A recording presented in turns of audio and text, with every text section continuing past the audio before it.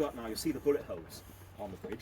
It was built in 1933, so put on the canal in 33, taken off in 93. It was 60 years old. Replaced by the same type of bridge, maybe you've seen over there, but the new one. The roadway is 10 metres longer and 1 metre wider to allow for the passage of the larger vehicles. You know, Pegasus Bridge was to be destroyed, and the association, the charity running this museum, along with the veterans of all nationalities, including the German veteran you saw in the movie, the association raised the money to restore the bridge and have it put in the park of the museum. It's been here for 22 years. The charity had to buy it from the French government because legally the officials couldn't give it away. The museum had to pay for it, and the museum bought it for a symbolic £1, which we never paid, so it really was. Can you imagine, put it in place and clean it up? That was the expensive part. Before this museum was built, this entire site was marshland. So the ground's not as stable as maybe it could be, yeah. And the piles go down, holding the bridge in place, they go down 150 feet, 50 metres, so deeper than the 47 metres of roadway. Let's go and have a look. We'll go up this way.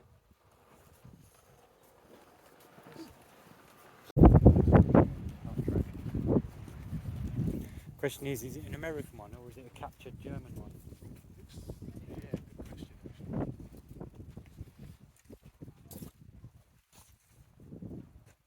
No, American. Yep.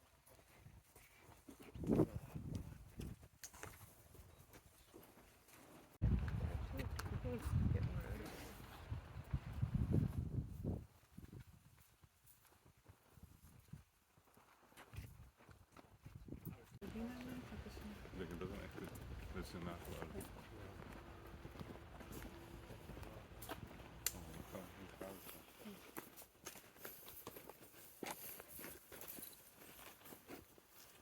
So for the Normandy landings, the Allies were using 3 types of glider. There was the Waco glider, an American one. There's one of them at the museum at Sainte-Mère-Église, you know, where the paratrooper landed on the church, quite famous. If you've got time, go and have a look. It's a good museum there. The Waco was about 2/3 the size of this. This is the Horsa, British, although the Americans were using some of these. This weighed 7 tons. And the Hamilcar, the bigger one, for the equipment, 17 tons. Now, 4,000 of these were used during the war. They were used in North Africa, and the first batch of 30 aircraft, they were flown down from North Africa. Took off from Cornwall in the west of England, flew about 100 miles out into the Atlantic, so the German fighters couldn't get at them, and then they flew down to Morocco in North Africa. 30 took off, 27 made it. 3 of them came down in the sea, and one of the crews was picked up by the Portuguese Navy. I met one of the veterans. He said they had a great time because they spent 2 weeks in Lisbon, no blackout, plenty to eat, plenty to drink, had a great. So, North Africa, then Sicily, Normandy, Holland, of course, Market Garden, the Bridge Too Far operation, and then the Rhine crossing into Germany, which was the biggest airborne operation of the war. That was in March 45. There's only one of these left in the United Kingdom today, at the Museum of Army Flying. Now, of course, the American pilots were part of the Army anyway, because it was the US Army Air Force. But the British had the Royal Air Force, but the men flying these weren't from the Air Force. They were soldiers from the Army who'd volunteered to become glider pilots. So this was their speciality, flying these. They weren't flying Spitfires or Lancasters also. One left. When you're looking around in a few moments, you see lots of pieces of glider on display. And the small pieces you see in the hangars behind you and in the museum were picked up by Norman children who are now, when you think about it, 78 years ago, they were 10 at that time, they're almost 90 now. But the gliders were lying in the fields, 352 here. And it was fun for the kids to play in the glider. They kept souvenirs. The farmers would take pieces, such as the tyres. They told me there were no tyres around. The Germans had helped themselves to the tyres. The army, if they could, they would recover the instrument panels in the cockpit. They were valuable. And then what was left was burnt up. They were made of wood and canvas. And you know, the farmers couldn't put the crops in the fields with these things lying around, and people wanted to try and get on with their lives. They weren't thinking of saving any of this for historical reasons. I mean, it was bad enough elsewhere, but to give you an idea, the Battle of Normandy, 6th of June, D-Day, 22nd of August. So 77 days to move 60 miles inland. On average, every day in Normandy, over 750 soldiers were being killed. That's 1 every 3.5 minutes for 77 days. 11,000 civilians were killed.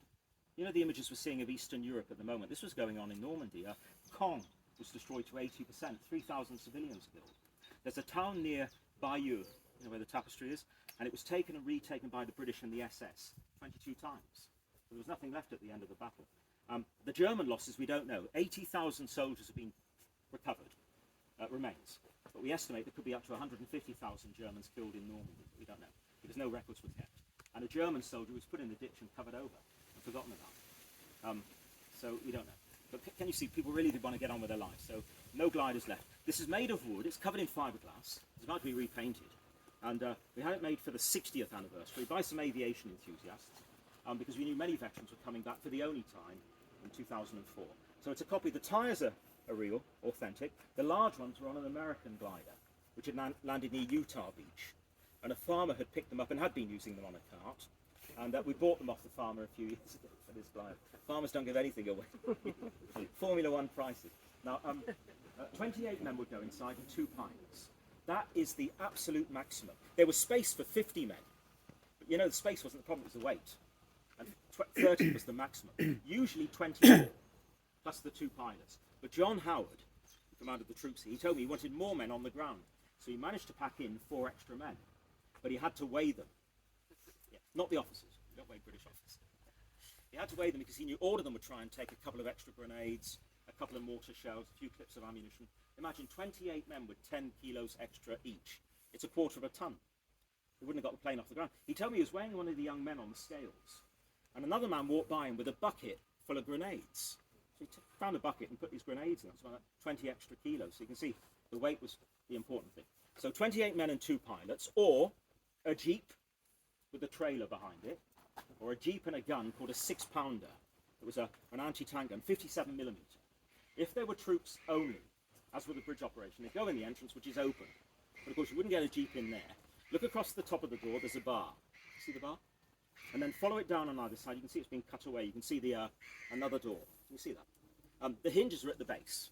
So the entire structure would swing down. The men would push a wooden ramp, twice the width of the steps, of course. And once they cut the fender down, the bumper down, and taken the foot plates off, because they were too large, they could drive them to the top. They couldn't drive them in, but the men could bounce them around the corner. But it took about 40 minutes. So the front of the Jeep was facing towards the back of the plane. Okay? 40 minutes to load it. Now they had, if the gun was attached, would you believe this? The muzzle of the gun was in the cockpit. The pilots have told me they had to climb over the barrel of the gun to sit down. And they've also told me they didn't mind 20 odd men behind them. They didn't like 3 tons of steel, because if it broke loose on landing, you know, they knew which way it was going, and sadly there were some accidents. So the front of the Jeep was facing towards the back of the plane.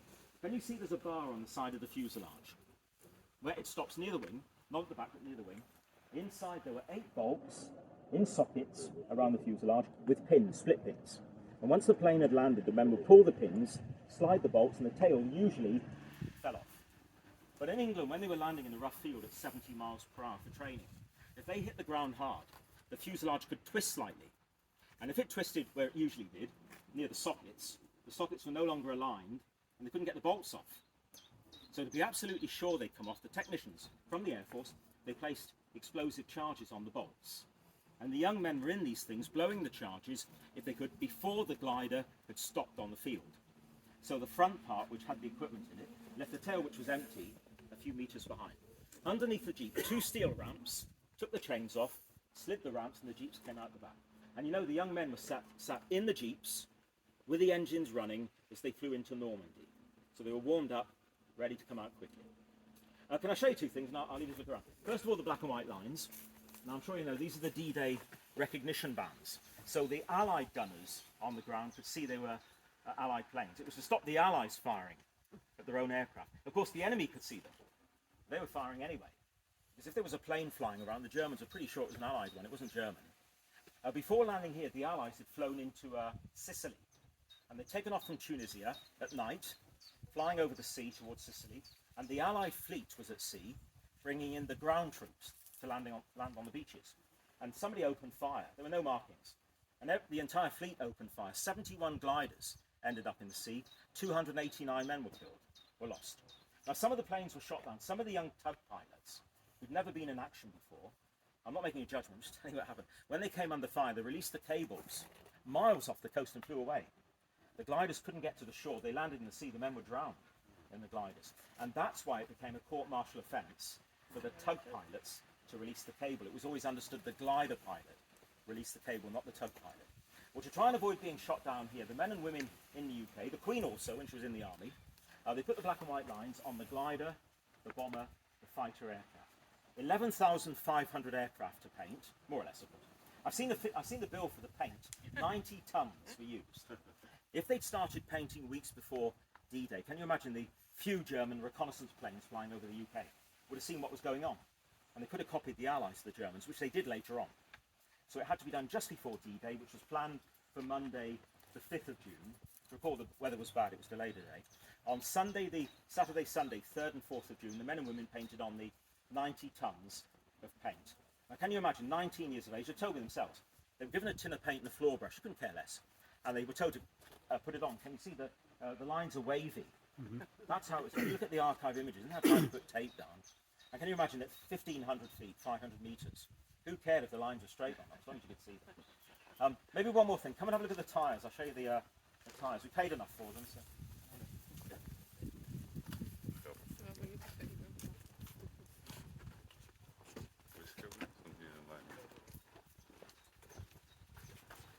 Now this is a fixed undercarriage. Can you see it doesn't move? And can you see the tyres are slick, they're smooth. There's no tread. Because if there was a tread in flight, there would be more friction, more rubbing.